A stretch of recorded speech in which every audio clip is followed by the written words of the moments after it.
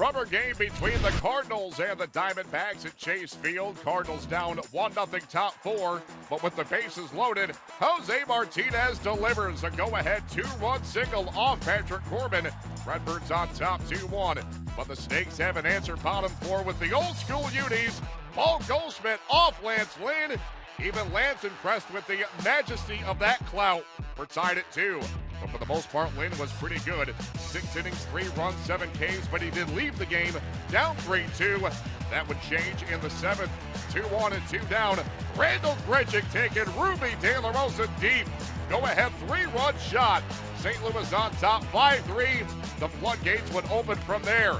Now 7-3 top 8. Guess who? It's Grichuk again. This time a 2-run double. Grichuk a season-high 5 RBIs, a triple shy of the cycle. And the Cardinals take it 10-4.